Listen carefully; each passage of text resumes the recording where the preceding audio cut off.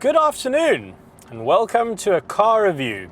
Just so we're clear, over the next 5 minutes, what you're going to see are driving shots. Then I'm going to stand around the car and point at things. And then I'm going to tell you about the car while driving it. Now, because this car has an epic name, we've chosen an epic location, and now all we need is some epic music. Ready? Ready, Mr. Editor? And go.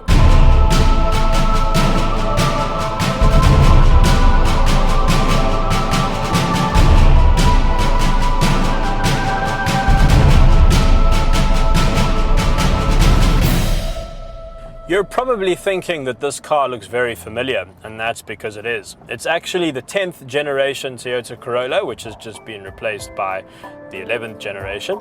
And all they've done really is given it the engine from the new car, and then a new badge, and some new headlights, and they've changed the inside a bit.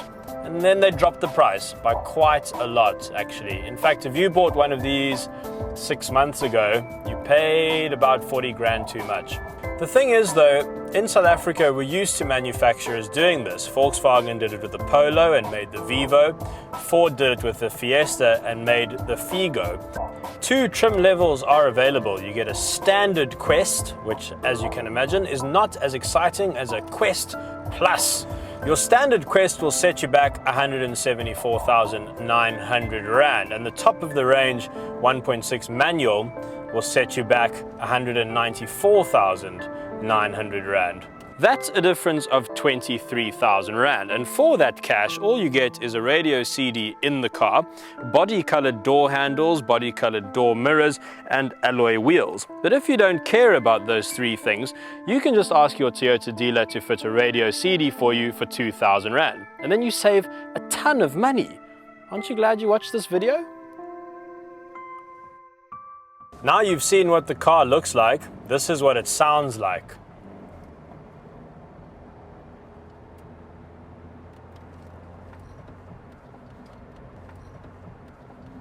You get the same 1.6 all-aluminium motor from the brand new Corolla, so it's a bit of a bargain. It's got some kilowatts and some newton meters, which you don't care about, and it uses 6.6 liters to the 100. That's the bit you do care about. It is basic in here, but I've got a USB port, an aux jack, a radio CD player. There's no Bluetooth, unfortunately, but I do have aircon and a steering wheel. You are missing a few things though from the more modern cars, especially steering wheel controls. So that means you have to actually reach over and change the volume.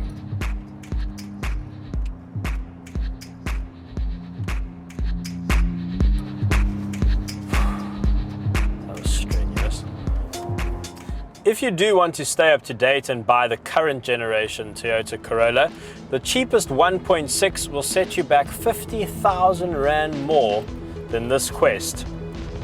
That's quite a lot of money. And while that new Toyota is very, very good, is it 50,000 Rand better than this? Not so sure. And let's quickly talk about the competition. The Polo Vivo sedan will set you back 165, but that's technically a smaller car from the segment below, so it doesn't offer as much space. The Nissan Almera, same story. So the Toyota Corolla Quest actually is in a class of its own right now. In fact, the only competition I can think of is the Geely M Grand. That's 10,000 Rand cheaper than the base model Quest and comes with a lot of kit. And I think that's going to be a big future fight. China versus Japan. The thing is, I've been driving this car for a week now, and I honestly can't think of a reason why you shouldn't spend your money on it. It's just insanely good value.